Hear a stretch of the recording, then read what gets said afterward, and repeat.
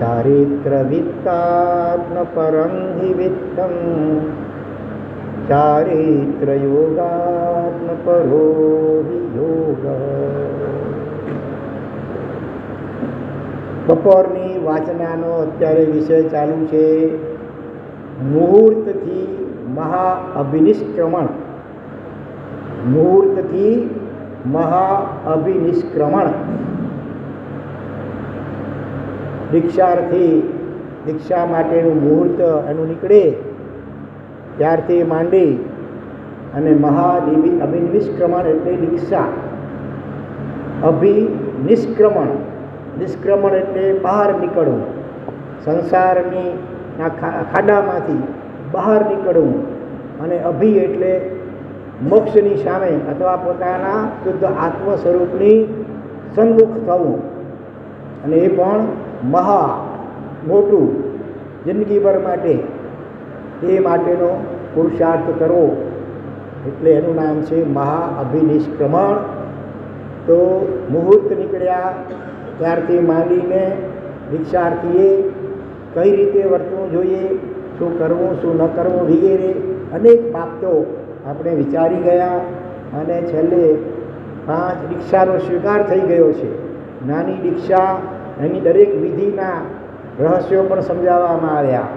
અને ત્યાર પછી મોટી દીક્ષા એટલે વડી દીક્ષા, જેમાં 5 મહાવ્રતોનો ઉચ્ચાર કરાવવામાં આવે છે. નાની દીક્ષા વખતે માત્ર જિંદગીભરના સામાયિકની પ્રતિજ્ઞા આપવામાં આવે અને મોટી દીક્ષા વખતે અહિંસા, સત્ય, અચૌર્ય, બ્રહ્મચર્ય અને અપરિગ્રહ રૂપ 5 મહાવ્રતોનો સ્વીકાર કરાવવામાં આવે છે. તો એ 5 મહાવ્રતોનું વર્ણન ચાલુ છે.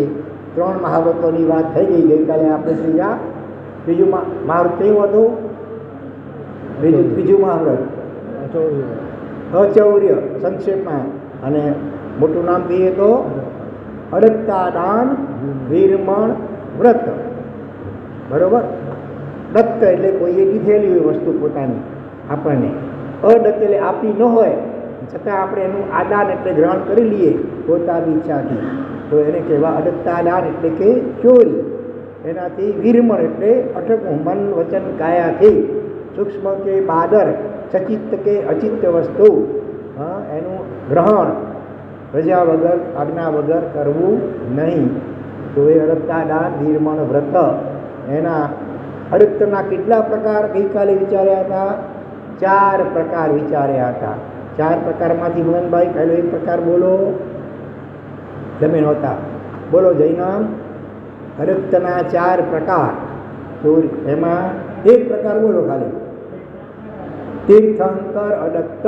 તીર્થંકર ભગવંતે જેની આજ્ઞા ન આપી હોય એને એવું કરવું તે તીર્થંકર અડગત. પછી બીજું એવી રીતે ગુરુ અડગત. ગુરુ મહારાજે જેનો નિષેધ કર્યો હોય અથવા તો રજા ન આપી હોય અને છતાં પોતાની ઈચ્છા પ્રમાણે કંઈ પણ કરવું. પછી વસ્તુને ગ્રહણ કરવાની વાત હોય તો કોઈ પણ આચરણ કરવું રજા વગર, આજ્ઞા વગર, તો એ ગુરુ અડગત. પછી હજી 2 પ્રકાર છે બીજા.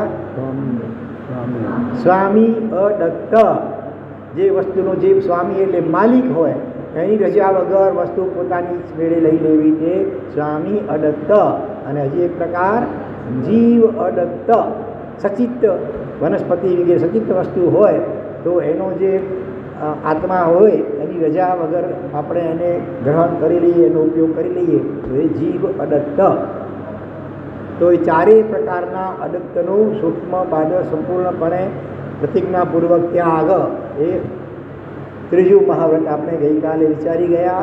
આજે હવે આગળ વધીએ.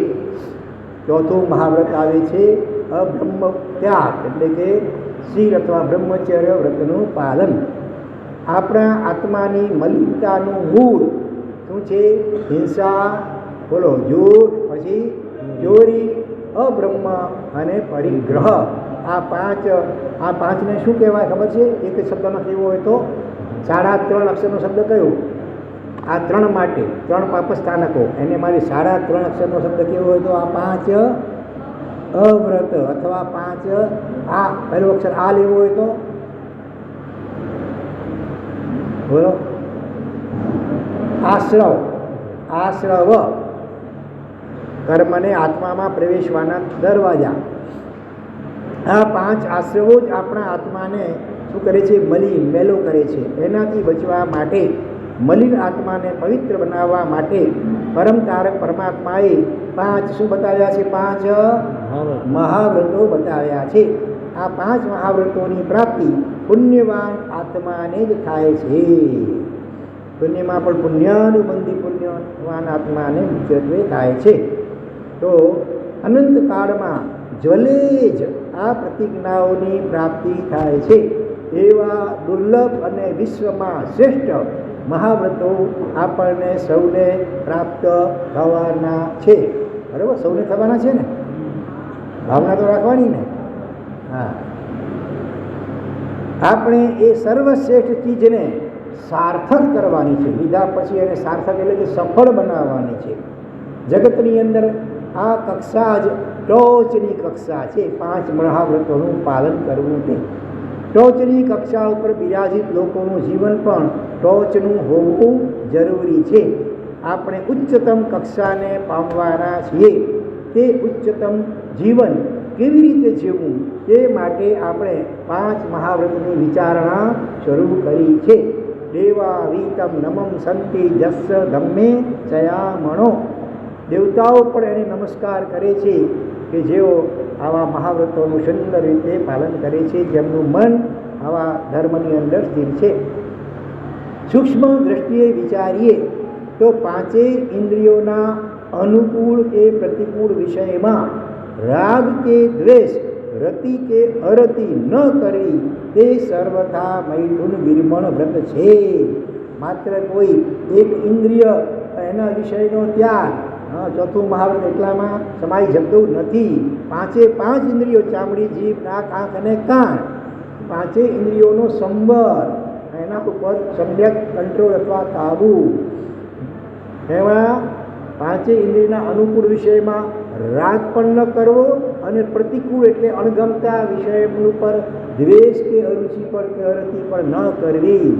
હા, દ્વેષ કરીએ, અણગમતું રૂપ, અણગમતો શબ્દ, અણગમતો ગંધ, અણગમતી સમજો સ્વાદ, અણગમતો અને અણગમતો સ્પર્શ, એમાંથી કોઈના ઉપર પણ આપણે દ્વેષ કે અરુચિ વગેરે કરીએ તો એ પણ ચોથા વ્રતનો અતિચાર લેખાય છે. માત્ર રાગ કે આસક્તિ જ નહીં, 5માંથી કોઈ પણ ઇન્દ્રિયના વિષય પ્રત્યેની નો આકર્ષણ કે રાગ એ પણ જેમ ચોથા વ્રતનો અતિચાર છે. અને 5માંથી કોઈ પણ ઇન્દ્રિયના વિષય પ્રત્યે દ્વેષ, અણગમો, અરુચિ, નફરત, એ પણ ચોથા વ્રતનો અતિચાર જ્ઞાનીઓ બતાવે છે. સુસ્વર કે દુસ્વર, સારો સ્વર કે ખરાબ સ્વર, કોયલનો સ્વરો કે કાગડા કે ગધેડાનો સ્વરો, એના પ્રત્યે ગણમો કે અણગમો થવો તે કર્ણેન્દ્રિય સંબંધી એ પ્રકાર વિષય મૈથુન છે. શરીર કે વસ્ત્ર આદિનો મેલ સહન ન થાય અને તેથી અરતિ થાય અને તેની ચોખ્ખાઈ કરવામાં રતિ થાય તે સ્પર્શનેન્દ્રિય સંબંધી મૈથુન સમજવો. હા, કપડાં બરાબર સ્વચ્છ ધોયેલા જોઈએ, સ્ટ્રીટ ટાઈટ જોઈએ. હા, તો એ પણ ચોથા વ્રતનો અતિચાર કહે છે. અને કદાચ મલિન વસ્ત્ર હોય, મહિલા હોય, સાધુ સાધ્વીના કે પોતાના પણ કદાચ, અને એના પ્રત્યે અણગમો રોજે રોજ ધોવાના જોઈએ. હકીકતમાં રોજે રોજ ધોવાની જરૂર ન હોય. અમે તો લગભગ અઠવાડિયે, કોઈ 15 દિવસે, કદાચ કોઈ તો વળી મહિને પણ ધોતા એવા પરમાત્મા હોય છે. તો એ મલ પરિસહને સહન કરવું. 22 પ્રકારના પરિસમાં એક પરિસહ છે મલ પરિસહ. શરીર ઉપર પણ સ્નાન ન કરવાથી કદાચ થોડો મેલ જામી હોય પરસેવાને કારણે, તો એને આમ કરીને સેવૈયા કાઢવા નહીં, આમ નહીં કરવાનું, સેવું. હા, એ પણ અતિચાર છે ચોથા વ્રતનો. હા, રતિ પણ નહીં, અરતિ પણ નહીં, રાગ પણ નહીં ને દ્વેષ પણ નહીં. એવી રીતે વસ્તુના સુરૂપ કે કુરૂપ, મનગમતું આકર્ષક રૂપ કે કોઈ કદરૂપ. હા, અને એવી જ રીતે આહારમાં સરસ કે વિરસ આહારમાં, પછી નાકમાં સુગંધી કે દુર્ગંધી પદાર્થમાં રતિ કે અરતિ કરવાથી ચક્ષુરેન્દ્રિય, રસનેન્દ્રિય અને ઘ્રાણેન્દ્રિય વિષય સેવનનું પાપ લાગે છે. બહુ સૂક્ષ્મ છે હો. બાકી તો શરીર સાથેની ક્રીડાને મૈથુન તરીકે તો પ્રસિદ્ધિ છે. તેથી વિશુદ્ધ રીતે મૈથુન વિરમણ વ્રત એટલે ચોથા મહાવ્રતના પાલન માટે શાસ્ત્રકારોએ ખાલી જગ્યાની વિધિ બતાવી છે. 5 અક્ષર, 5 અક્ષરનું પાલન. પહેલો અક્ષર છે ન.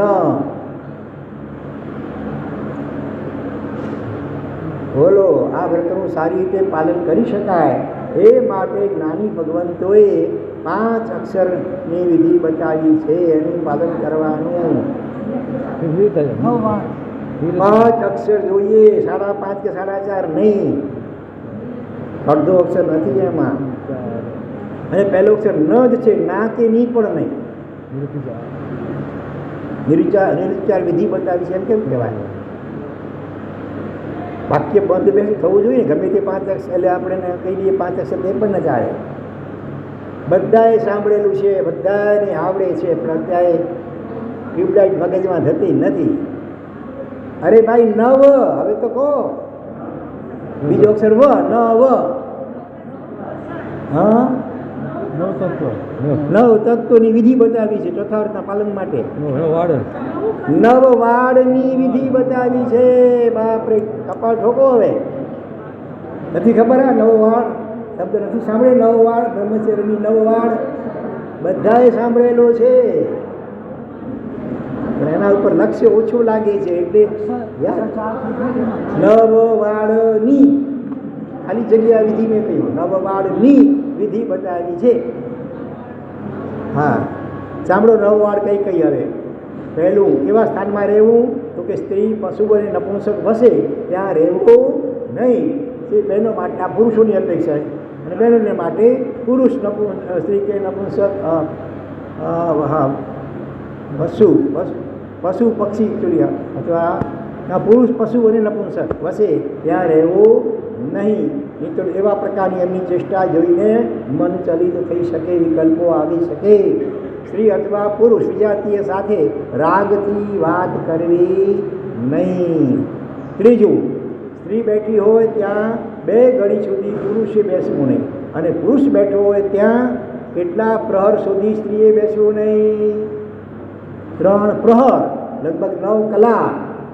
હા, સ્ત્રી બેઠી હોય ત્યાં પુરુષે 2 ઘડી 48 મિનિટ, અને પુરુષ બેઠો હોય ત્યાં સ્ત્રીએ 3 પ્રહર સુધી 9 કલાક સુધી બેસવું નહીં. નાની ભગવંતોએ ખૂબ દીર્ઘ દ્રષ્ટિથી એના તરંગો, વાઇબ્રેશન સૂક્ષ્મ રીતે કામ કરતા હોય તેવા પ્રકારના. જો કોઈ ચોર ચોરી કરીને ભાગી ગયો કે ખૂન કરીને ભાગી ગયો હોય, પછી આજકાલ એને શોધવા માટે કોનો ઉપયોગ કરવામાં આવે? ડોગી, તમારો ડોગ, કૂતરો. તો એની ઘ્રાણેન્દ્રિય એટલી પ્રબળ છે કે એ ગયેલો હોય અને સૂંઘતા પહોંચી જાય. એનો મતલબ આપણા શરીરમાંથી સતત એ કેટલાય પૂતગલો, પરમાણુઓ બહાર નીકળતા હોય છે, જે આપણને દેખાતા નથી, પણ એની અસરો આપણા નાડીતંત્ર કે મનોતંત્ર ઉપર થતી હોય છે. માટે આ મર્યાદા જ્ઞાનીઓએ બતાવી. ચોથો, વિજાતીયના અંગોપાંગ જોવા નહીં. 5મું, ભીતના અંતરે પણ પુરુષ દંપતી રહેતા હોય ત્યાં માત્ર ભીતની આંતરે પણ રહેવું નહીં. 6ઠું કહે છે, પૂર્વ ક્રીડા કરી હોય તેનું સ્મરણ કરવું નહીં. જો બીજા વ્રતોમાં કંઈક સ્ખલનાઓ થઈ હોય, બીજા પાપો થયા હોય, તમે આલોચના લઈ લીધી, એટલે આમ તો આલોચના લઈ લીધી એટલે હવે પછી કોઈ પાપને યાદ કરવાનું હોય નહીં. પણ છતાં બીજા કોઈ પાપો કદાચ યાદ આવે એનો ફરી પણ પશ્ચાતાપ થાય તો એમાં વાંધો નથી. પણ ચોથા વ્રત સંબંધી કંઈ પણ સ્ખલનાઓ પાપો થયા હોય એની પશ્ચાતાપ માટે પણ ફરી યાદ કરવા નહીં. એકવાર નિખાલસતાપૂર્વક પશ્ચાતાપ સહિત આપણે આલોચના લઈ લીધી, બરાબર, પ્રાયશ્ચિત કરી લીધું, બસ પછી ભૂલી જ જવાનું બિલકુલ, જાણે કંઈ થયું જ નથી. એકદમ નવું જીવન. એ તો પશ્ચાતાપ માટે પણ ભૂતકાળની વાતોને યાદ કરતાં વળી પાછું એવું મન અવળચંડુ છે કે ગુલામ ખવડાવતા વાર લાગે નહીં. તો સ્મરણ ન કરવું પૂર્વનું. પછી ભોજન સંબંધી 2 બાબતો બતાવી છે 9 વાળમાં. બોલો, કોણ કહે છે ભોજન સંબંધી 2 વાળ કઈ હશે? બોલો. વિગયનું વધારે પડતું સેવન કરવું નહીં. વિગય અર્થ શબ્દ છે, વિગય એટલે વિકૃતિ, વિકાર ઉત્પન્ન કરે શરીર ઇન્દ્રિયો મનમાં એવા પદાર્થો છ છે મુખ્યત્વે. કયા 6 પદાર્થો છે? ઘી, તેલ, 3 જોડકા છે, ઘી, તેલ, પછી એટલે દૂધ દહીંનું જોડકું, બરોબર. ઘી તેલ બધી ચીકણા એટલે એનું જોડકું, ઘી તેલ અને દૂધ અને દહીં આ પણ ગોરસ છે બને એટલે એનું જોડકું. અને બાકી રહ્યા ગોળ અને કડા વિગઈ એટલે તળેલું. આ 6 વિગઈઓ કહેવાય છે. અને તેમાં પણ યુવાન જે હોય, યુવાન સાધુ સાધી જેને પણ બ્રહ્મચર્ય સારી રીતે પાડવું હોય તો એણે આ 6 વિગઈનો શક્ય હોય તો સંપૂર્ણ ત્યાગ કરીને આંબીલ કરવા. કેટલાય ભાગ્યશાળીઓ મોટી મોટી આંબીલની હોળીઓ કરતા હોય છે. હા, કોઈની 70મી હોળી ચાલે છે. કલ્યાણજીભાઈની કેટલામી હોળી ચાલે છે? 72મી હોળી ચાલે છે. નાગલપુરવાળા આવ્યા છે જે મહેશભાઈ અત્યારે એકાતા નથી, એમની પણ 70મી હોળી ચાલે છે. અને એમણે તો એક દ્રવ્યથી 500 350 વગેરે આંબીલ કર્યા છે. અડદના ખાલી અડદના બાકુડા ખાલી બીજું કાંઈ જ નહીં, એનાથી એ લોકો 500 આંબીલ કર્યા. એકના મગના એવી રીતે 500, પછી આ ઘઉંના ફક્ત બાફેલા ઘઉં જ વાપરવાના, બીજું કાંઈ જ નહીં. ઘઉંની આઈટમ નહીં, ખાલી એક જ ઘૂઘરી જેને કહેવાય. હા, એવી રીતે બાફેલા મગ, ખાલી મગની કોઈ બીજી આઈટમ નહીં, ખાલી બાફેલા મગ. એવી રીતે એક ધાન્યથી એમણે ક્યાંક 500 ક્યાંક 350 એવી રીતે બધા આંબીલ કરેલા છે. અને અત્યારે એમની 70મી હોળી પણ ચાલુ છે. તો એ રીતે શક્ય એટલો આંબીલ અથવા ઉપવાસ. તો સૌથી બેસ્ટ ઉપવાસ એટલે કહેવાય આત્માનું પોતાનું ઘર. હા, આત્માનો મૂળ સ્વભાવ અનાહારી છે, સિદ્ધ ભગવંતે ખાય છે, નથી વાપરતા ને. હા, તો ઉપવાસ એ પોતાના આત્માનું ઘર કહેવાય. આંબીલ કોનું ઘર કહેવાય? બોલો, મિત્રનું, ફ્રેન્ડનું ઘર તમારું. હા, અને વિઘઈ એ કોનું ઘર કહેવાય? દુશ્મનનું, શત્રુનું ઘર કહેવાય. અને કદાચ ન છૂટકે જવું પડે ત્યારે અંદરથી કેટલા જાગ્રત સાવધાન હોઈએ. એટલે એ રીતે વિગઈ કદાચ વાપરવી પડે પણ વધારે નહીં, ઓછામાં ઓછી વિગઈ વાપરવી. બાકી બને એટલો આહાર, ભારે ખોરાક ન ખાવો. હા, અને પછી હજી એક ભોજન સંબંધિત એક બીજી વાર છે. કોણ બોલશે? આપ આંગળી ઓછી કરો ભાઈ, બોલો. સાદો ખોરાક પણ અતિ માત્ર પ્રમાણથી વધારે ન કરો. ઠાંસીને ખાવું નહીં. ઉણોદરી કરવી, ભૂખ હોય એના કરતાં થોડુંક ઓછું ખાવું. પેટ એકદમ હાઉસફુલ રાખીએ તો પણ નુકસાન થાય. હા, અને છેલ્લું હજી કઈ વાર રહી ગઈ? બોલો, 8 વાર થઈ ગઈ. હવે એક વાર કઈ બાકી રહી ગઈ? કોણ બોલશે આંગળી ઓછી કરીને? 8 વાર થઈ ગઈ, હવે એક જ વાર બાકી રહી છે. કોણ બોલશે? છેલ્લી વાર બોલો. શરીર સંબંધી છે. એ આવી ગયું, લગભગ વિદ્યાર્થી સાથે વાત પણ કરવી નહીં, અંગોપાંગ જોવાનું વગેરે આવી ગયું. હવે પોતાના શરીરની વસ્ત્રની, કપડાં વગેરેની નહીં કરવાની. ટ્રાફિક વિભૂષા એ કરવાની નહીં. Simple living and high thinking. કપડાં પણ સાદા, બીજાને કોઈને વિકાર કે આકર્ષણ ઉત્પન્ન કરે એવા કપડાં પણ ભડકાવ, એવા તંગ વગેરે કપડાં પહેરવા નહીં. મર્યાદાયુક્ત વેશભૂષા રાખવી. બરાબર. આ 9 વાળ ખેતરમાં જ્યારે પુષ્કળ પાક થયેલો હોય ત્યારે ખેડૂતો શું કરે? મજબૂત કાંટાની વાળ કે તાર વગેરેની વાળ ગોઠવી દે. તો આ એટલું મહત્વનું છે કે એને માટે 1 નહીં વાળ, 2 નહીં, 3 નહીં, 9 વાળું એટલે વાળ એટલે મર્યાદાઓ બતાવી છે. અને કહે છે કે જે વાળને વ્રત સમજીને પાળે, એ જ આ વ્રતને સારી રીતે પાળી શકે. 9માંથી કોઈ પણ એક વાળામાં આવે, આમાં શું છે, આટલામાં શું થઈ ગયું એમ કરીને જો એનું પાલનમાં ઉપેક્ષા કરે તો ક્યારેક આટલા બાકોરામાંથી મોટું ગાબડું પડી જાય. હા, અને જીવ પતન પામી જાય એ નવાઈ નહીં. હાલ તો એવી પરિસ્થિતિનું નિર્માણ થઈ ચૂક્યું છે કે લોકોને આ બધી વાતો, અંગ્રેજીમાં એક શબ્દ છે 3.5 અક્ષરનો, અને ગુજરાતીમાં કેવી લાગે છે? આમ બિલકુલ જાણે આમ અંગ્રેજીનો શબ્દ કહો. ન ઉપરથી છે, ન પહેલો અક્ષર, ન, ના, ની કંઈ પણ હોય.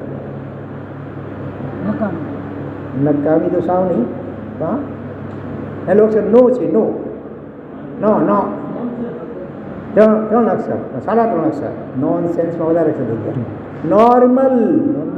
નોર્મલ એટલે સામાન્ય. એમાં શું છે, આમાં શું છે, જરાક વાત કરી, જરાક આમ કરી, એમાં શું થઈ ગયું? એમાંથી ઘણું બધું થઈ જાય. શરૂઆતમાં આટલું, એમાંથી આટલું થઈ જાય. નોર્મલ લાગે છે, એમાં કંઈ એમને અજુગતું અથવા ન કરવા યોગ્ય જેવું એવું કંઈ લાગતું નથી. પણ એક વાત સમજી લો, આપણે જેને પ્રોપર અથવા નોર્મલ માનતા હોઈએ, શાસ્ત્રકારો તેને ઇમ્પ્રોપર અને ઇમનોર્મલ નહીં, પેલા ઇમ્પ્રોપર ઇમનોર્મલની પર એબનોર્મલ, અયોગ્ય. આજનું જનરેશન વિજાતીય સાથે વાત કરવી તેને કેવી માને છે? નોર્મલ માને છે. એમાં શું થઈ ગયું? હા, દરેક આજકાલ કોલેજ સ્કૂલમાં ભણતા નાના છોકરાઓથી શરૂઆત થઈ જાય. મોટા તો છે નાનાઓથી દરેકને છોકરો હોય તો ગર્લ ફ્રેન્ડ અને છોકરી હોય તો બોય ફ્રેન્ડ, ન હોય તો બસ બોય ગર્લ ફ્રેન્ડ નથી, બોય ફ્રેન્ડ નથી. આવું આ નાના નાના છોકરાઓ ટેણીયા ટાબરિયાઓ, બોલો આ ટીવી ને ઇન્ટરનેટ અને મોબાઈલનો આ પ્રભાવ છે. તો એટલા જ માટે સમજ્યું માતા પિતા એવા પણ છે કે સ્કૂલ કોલેજો મોકલતા જ નથી, ઘરે જ શિક્ષણ આપે છે અને પરીક્ષાઓ અપાવે છે. બરાબર? એટલું બધું વાતાવરણ બહુ ખતરનાક છે આ ચારે બાજુ. પણ શાસ્ત્રકાર ભગવંતો કહે છે કે વિજાતીયનો વિચાર, વાત શું, ખાલી માનસિક વિચાર પણ આ મહાવ્રતમાં અતિચાર લગાવે છે. અને વિચાર પણ આમ કોઈ વિકારી જ નહીં, સામાન્ય રીતે ખાલી આમ તો એ પણ. માટે આ મહાવ્રત પાળવા ખૂબ સાવધાની રાખવાની છે. દીક્ષા પછી વિજાતીયને દ્રષ્ટિથી જોવાની પણ છૂટ નથી મળતી. તો વાત કરવાની તો વાત જ ક્યાંથી હોય? દ્રષ્ટિથી પણ જોવાની નથી, સામાન્ય રીતે પણ નહીં, નજર નીચી રાખીને વાત કરવી પડે કદાચ તો કરવાની. હા, આપણે નિયમ લઈ લેવો જોઈએ કે જ્યાં સુધી ગુરુ ભગવંત મારા ઉપર જવાબદારી ન મૂકે ત્યાં સુધી આખી જિંદગી વિજાતીય સાથે વાત નહીં કરું. એવા એક મહાપુરુષ હમણાં જ થઈ ગયા કે જિંદગીમાં ક્યારેય કોઈ વિજાતીય સાથે આંખ, ગમે એટલી મોટી ઉંમરના પણ કોઈ વિજાતી હોય, આંખ ઊંચી કરીને આમ જોયું નથી. એકદમ અનિવાર્યપણે ક્યાંક વાત કરવા પ્રસંગ આવે તો નજર તો નીચી જ હોય. એક વયોવૃદ્ધ સાધ્વીજી બીમાર હતા અને એમને માંગલિક સંભળાવવા માટે જવાનું થયું. એ આચાર્ય ભગવાન, એ પોતે પણ વયોવૃદ્ધ આચાર્ય ભગવાન, તો પણ સાધ્વીજીમાં અંદર પોતે બહાર બેસી કરી અને માંગલિક સંભળાવ્યું. હા, પોતે વયોવૃદ્ધ હતા અને સામે પણ બીમાર અને વયોવૃદ્ધ સાધ્વીજી હતા. ભલે એમની સેવામાં બીજા નાના પણ તો હોય ને, એટલે અંદર રૂમમાં ગયા જ નહીં, બહાર બેસી અને નીચી દ્રષ્ટિએ માંગલિક સંભળાવ્યું. અને હજી ગયા જ વર્ષે ચોમાસામાં એમનો કાલ ધર્મ થયો પૂનાની અંદર. આંગળી ઊંચી કરો, કેટલાને ખબર છે મહાપુરુષનું નામ? લક્ષ્મીચંદભાઈ ક્યાં છે ઉપયોગ? ખબર છે ને ભાઈ એ મહાપુરુષનું નામ? રાજેશભાઈ ખબર છે? નહીં. ભાઈઓમાંથી આટલાને ખબર છે, બહેનોમાંથી નમો હરિહંતાણ નથી ખબર? નથી સાંભળ્યું? કઈ દુનિયામાં જીવો છો છો? હા, બોલો પંકજભાઈ. ડોલત સાગર સુરી. ડોલત તો સૌને પ્યારી છે કે નહીં? હા, ડોલત તો બધાને ગમે, વિટામિન એને ડોલત કેમ કહેવાય ખબર તો છે ને?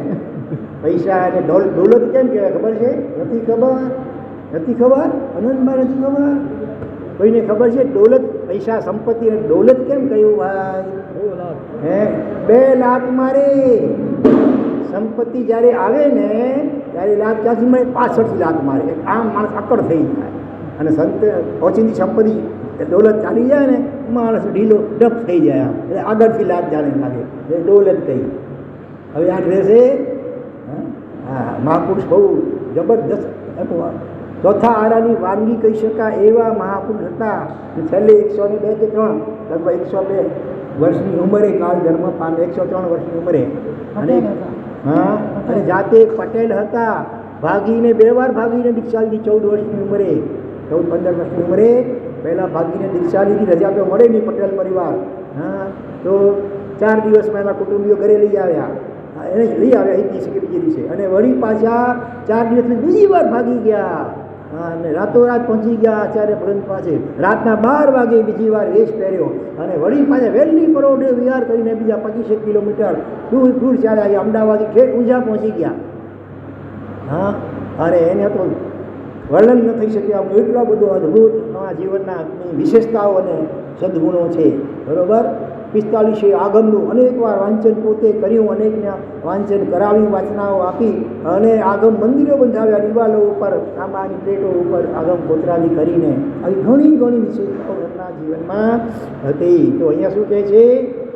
હા, કે જ્યાં સુધી ગુરુ ભગવાન મારા ઉપર જવાબદારી નહીં મૂકે ત્યાં સુધી આખી જિંદગી વિદ્યાર્થીઓ સાથે વાત નહીં કરું. કદાચ સ્વજન વગેરે સાથે વાત કરવી જ પડશે તો નીચા નયણે મુનિવર બોલ્યા વધુ ખપે ન લગાર. આ પંક્તિ શેમાં આવે છે ખબર છે? ઇલાયચી કુમારની જે કથા શાંતિલાલ શાહ કહેતા હોય ને, હા, પેલી સ્ત્રી જ્યારે આગ્રહ કરી બોલકનો થાળ લઈને ઊભી છે, લ્યો લ્યો સાહેબ આવી લ્યો, લાભ આપો ખપના. હા, ત્યારે નીચા નયણે મુનિવર બોલ્યા વધુ ખપે ન લગાટ. આ દ્રશ્ય પેલા ઇલાયચી કુમારી દૂર પરથી જોયું અને ધન્ય ધન્ય આ જીવતર મુનિનું, ધન્ય જીવન આ નાર, હોજો મુજ સરખા કામીને લાખ લાખ ધિક્કાર. કેવો પશ્ચાતાપ જોરદાર થયો. નટડીમાં મોહાંધ બનેલો આ ઇલાયચી કુમાર પોતાની ખાનદાની, પોતાના મા બાપની ઇજ્જત વગેરેને નેવે મૂકીને નટમંડળીમાં ભરીને આ નાટક વગેરે બતાવી રહ્યો છે. પણ આ દ્રશ્ય જોતા જોરદાર પશ્ચાતાપ વગેરે થયો પોતાની જાત ઉપર. અને એ રીતે સાહેબ છે ને કે ધોકો દે એ કરમ દુખી બને, એવો પશ્ચાતાપ થયો પોતાના કૃત્યનો કે કેવલ જ્ઞાન પામી જાય છે ઓરડા ઉપર. પૂજ્યપાદ પન્યાસ પ્રવર્ષી ચંદ્રશેખર વિજયજી મહારાજ સાહેબ ફરી ફરી યાદ આવે. સગી માતા પણ આવી હોય ને વંદન કરવા, એ તો ભીખ બાજુ મોઢું રાખીને સ્વાધ્યાયન કરતા જ હોય. સગી માં આવી હોય તો ઉઠે એની જાય નહીં. તો વળી પ્રેમ એના ગુરુ મહારાજ પ્રેમ સુધી મારે બોલાવવું પડે, ચંદ્રશેખર અહીંયા આવ, જો તારા સંસારી માતૃશ્રી આવ્યા છે, જરા વાત કરી લે. તો પણ નજર નીચી, સગી માતા સામે પણ ઊંચી નજર કરીને જુએ નહીં. અને 2 મિનિટ વાત કરી ન કરીને પાછા ચાલી જાય, સ્વાધ્યાય કરવામાં લાગી જાય. એની માતાને ફરિયાદ કરવી પડી ગુરુ મહારાજ પાસે, સાહેબ જરા કહો તો ખરા, મારી સાથે પણ વાત કરતા નથી, સામે જોતા પણ નથી. ત્યારે હા જરા કૃત્રિમ રીતે ગઈ, ભાઈ જરા વાત તો કર.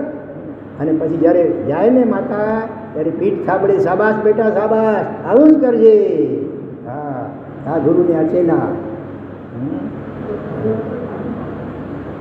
હમણાં બીજા એક આચાર્ય ભગવાન છે આપણા અભય શેખ સુરી મહારાજ સાહેબ, ગોરેગામમાં વાસના હતી. ગત વર્ષે અમે ગયા હતા, 12 દિવસ ત્યાં હતા. હા, ત્યારે આમ નજર જ ન કરે બિલકુલ. અને સહજ પણ નજર આમ થાય ને આમ ઓટોમેટિક બંધ, એટલી ટેવ હેબિટ પડી ગયેલી બિલકુલ. આમ થાય એટલે આંખ બંધ થઈ જાય ઓટોમેટિક. હા, એમણે એમના ગચ્છાધિપતિ સમુદાયના એમણે શ્રમણી ગણ નાયકની પદવી આપી. એટલે સાધ્વીજીઓને જે કાંઈ એના પ્રશ્નો હોય, જે કંઈ પ્રોબ્લેમો હોય, ચોમાસાની ગોઠવણી વગેરે કરવી હોય, બીજી કંઈ પણ હોય તો એ જવાબદારી એમને સોંપી દીધી. બોલો, ગચ્છાધિપતિએ પણ. તો આવા અનેક મહાપુરુષો વર્તમાન કાળમાં પણ વિદ્યમાન છે. આમાંથી પ્રેરણા લઈએ આપણે. જો આગળ શું કહે છે? હમણાં હાલોલ ચોમાસામાં અંજન સલાહકા પ્રતિષ્ઠામાં સંચાલકે એક નાની દીકરીને પ્રોગ્રામ કરવા કહ્યું છે ને, હાલ પરીક્ષામાં રાત્રે સાંજે ભાઈ પ્રોગ્રામ નાટકા વગેરે. હા, તો એ નાની દીકરી, નાની છોકરી, એણે શું કહ્યું? હું કોઈ પુરુષ સાથે વાત નથી કરતી. પ્રોગ્રામમાં તો, નાટકમાં તો બંને હોય ને આજકાલ તો હોય. તો કેટલી સરસ વાત છે. નાની બેબીમાં એના માતા પિતાએ એવા ઉત્તમ સંસ્કારો આ કાળમાં પણ નાખ્યા હશે. કે છે કે હું એ કંઈ સાધીજી નહોતા, યુવાન પણ નહોતી, નાની બેબી હતી, છતાં પણ કહે છે હું કોઈ પુરુષ સાથે વાત કરતી નથી. તે દીકરીને પ્રોગ્રામ કરતાં પણ શેનું મહત્ત્વ વધારે હતું? પોતાના 3.5 અક્ષર. કયો ગુણ? 3.5 અક્ષરનો ચ ઉપરથી ચારિત્ર, કેરેક્ટર. હા, ચારિત્ર એટલે આજ ખાલી ચારિત્ર નહીં. If wealth is lost, nothing is lost.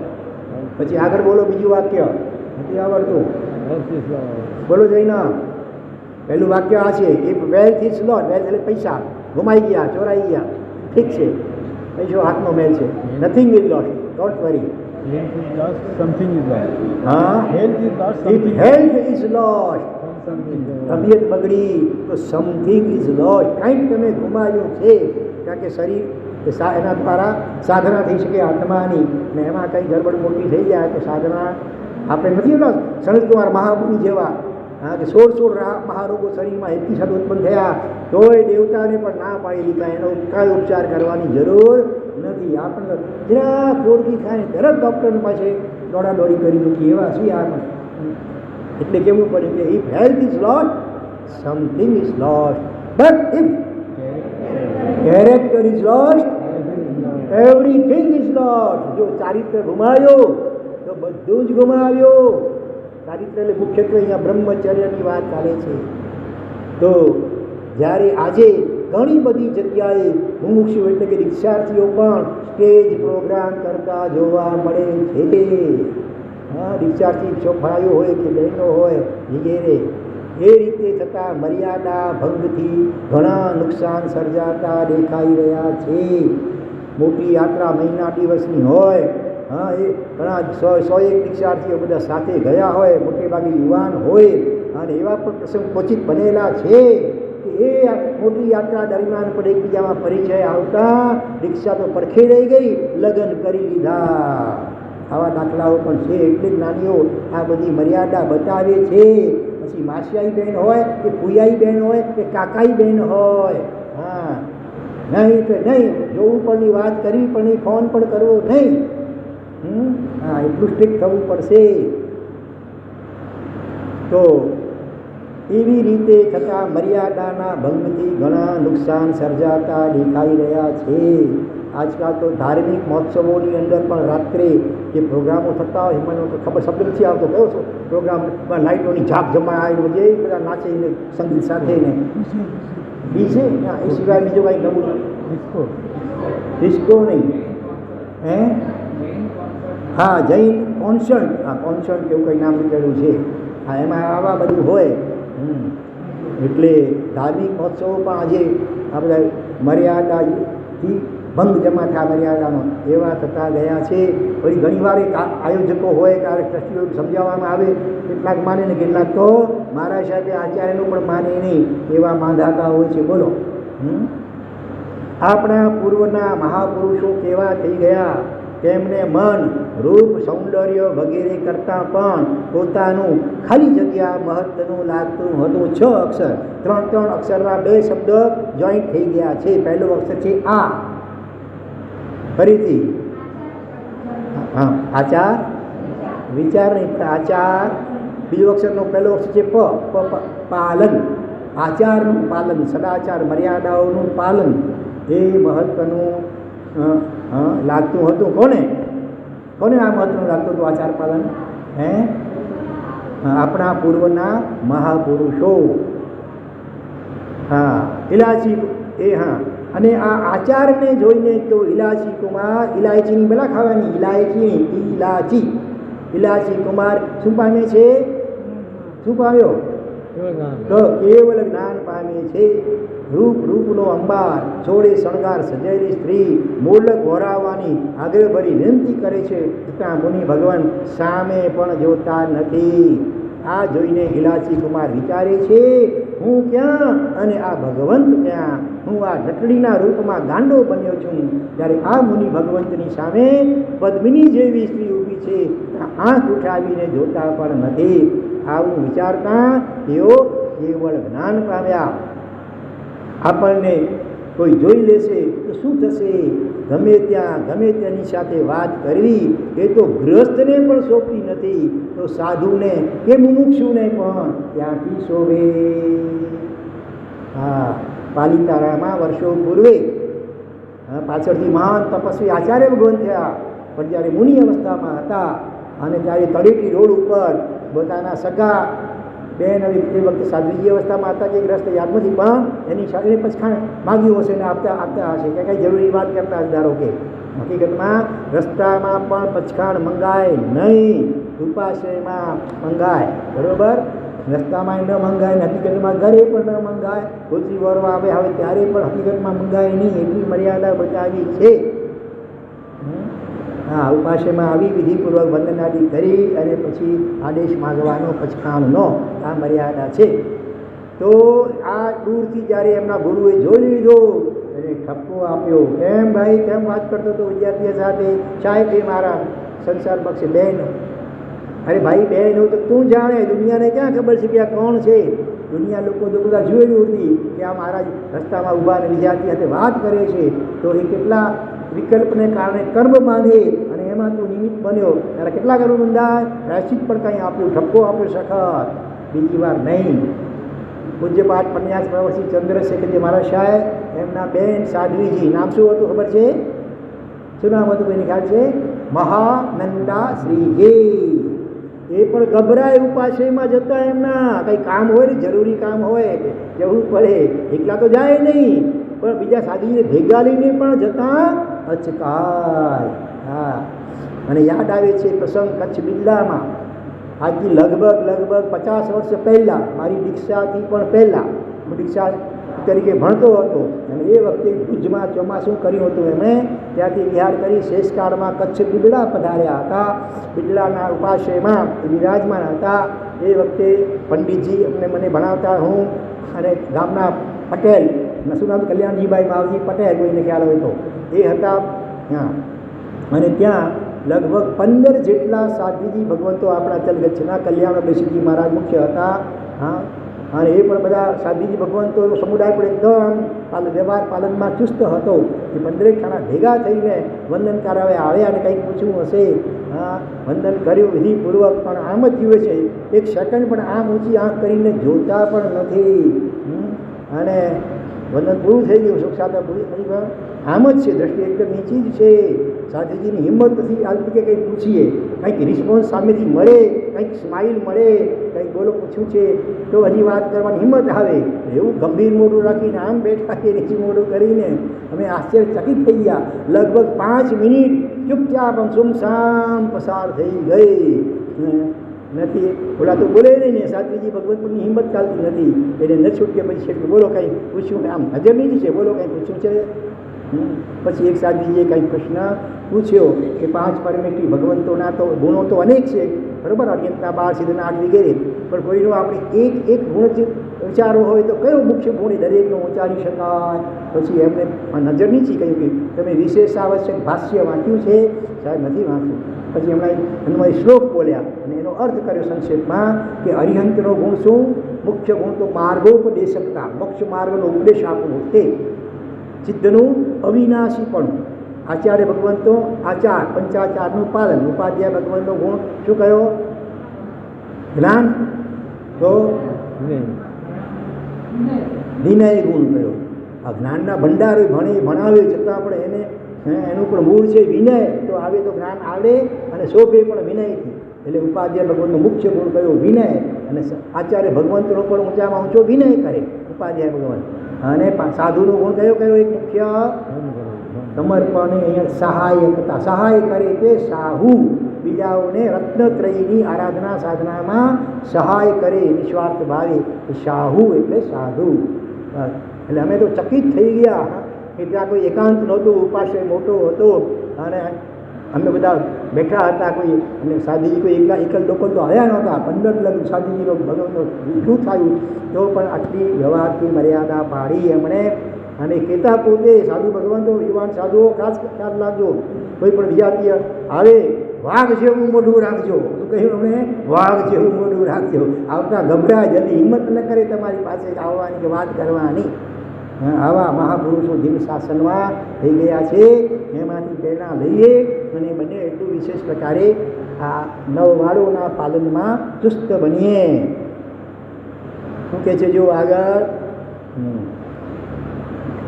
આજના કેટલાક સાધુઓ તો જાણે ધોલી ભદ્રના અવતાર હોય એ રીતે ગમે ત્યાં દ્રષ્ટિ કરે, ગમે તે જેની સાથે વાત કરે, આપણે તો જીવનમાં પ્રતિજ્ઞા જ લેવા જેવી છે કે કોઈ વિજાતીય સામે દ્રષ્ટિ નહીં કરું. અઘરું છે થોડું ભલે, પણ જો મહત્વ સમજાયું હોય વ્રતનું તો પછી કાંઈ અઘરું પણ નથી. વડીલ હોય અને જવાબદારી હોય, જવાબ આપવો પડે તો એ જાણે. આપણે બાકીના સાધુ હોય તો ભીત બાજુ મોઢું રાખવાનું. કોઈ આવ્યું હોય, વાત કરતું હોય, કોઈ પ્રશ્ન લેતું હોય, તમારે જોવાની શું જરૂર છે ભાઈ? તરત ચંચળતા આપણી કેટલી, જરા કોઈ આવે તરત આમ થઈ જાય માથું, ભીત આમ બાબી ભીત છે, આમ થઈ જાય, આમ થઈ જાય. તો આ કેટલી ચંચળતા કહેવાય. તો પછી વ્રત પાલનમાં મુશ્કેલી પડે. એટલે આટલી ચુસ્તતા રાખવાની, બિનજરૂરી આમ આંખ ઊંચી જ કરવી નહીં, ક્યાંય આડું અવળું જોવું જ નહીં. દેરાસર હોય કે ઉપાશ્રય હોય, બિલકુલ દેરાસરમાં ભગવાન સામે દ્રષ્ટિ હોવી જોઈએ, આડું અવળું ક્યાંય નહીં.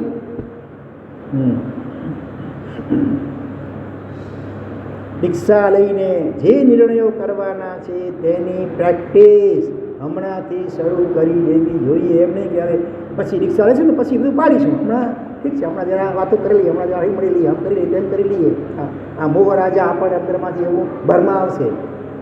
ઠેક ઠેકાણે માન સન્માન થાય, જમવાના આમંત્રણો મળે, આગ્રહ કરીને સંભાળવામાં આવે. પહેલેથી કહી દેવાનું કે ભાઈ જરા પણ આગ્રહ કરતા નહીં. અત્યારે કહી દઉં છું બધાને, કદાચ ક્યાંય બોલાવું તો પણ આગ્રહ કરવાનો નહીં. નહીં તો પછી અમારા વીરકુમાર બહુ સ્ટ્રિક્ટ છે, એ કહી દે હું નહીં જાઉં, મને આગ્રહ કરે છે. આમ કલ્યાણજીભાઈ પાસે નહીં બેસું જમવા માટે, એ મને બહુ આગ્રહ કરીને કે મને ખવડાવે છે, પછી મારું પેટ દુખવા આવી જાય. એટલે કોઈ અતિ સર્વત્ર વર્જયે, વધારે આગ્રહ ક્યાંય કરવો નહીં. તમારી ભક્તિ, અને ક્યારેક ઓવર ભક્તિ હોય ને અનલિમિટેડ, તો સ્વામી યુતિની શું થઈ જાય? કમ ભક્તિ થઈ જાય. દરેકમાં વિવેક હોવો જોઈએ. તો હમણાંથી જ એની પ્રેક્ટિસ શરૂ કરી દેવી જોઈએ. હમણાંથી જ વિજાતીય સાથે વાત નહીં કરવી. શું મુશ્કેલી આવી જવાની? કોઈને કાંઈ પ્રોબ્લેમ આવે તો હું સોલ્યુશન લાવી આપીશ, તમારી કહે શું જરૂર છે? બોલો. વિજાતીય સાથે વાત ન કરો તો શું પ્રોબ્લેમ આવે? ઘણા ઉલટા અનુભવ ના થાય. કહી દેવાનું ભાઈ મારો આવો નિયમ છે, બસ. સ્વામી યુક્તિ કે કરાય કેમ જરા એકવાર જોયું તો કેમ દુકાન સામે આવો નિયમ છે, બસ. નીચું જોવાનું. ઘણા બધાને વાત કરતા જોઉં છું. એવું કયું પ્રયોજન આવી જાય કે વિજાતીય સાથે વાત કરવી પડે? આપણને ભગવાન પ્રત્યે વિશ્વાસ હોવો જોઈએ કે એણે જે વસ્તુની ના પાડી હોય તેવું કરવાથી ક્યારેક સ્વ પરનું હિત થવાનું નથી. અને ભગવાન પર વિશ્વાસ નહીં આવે ત્યાં સુધી મહાવ્રત પાડી નહીં શકાય.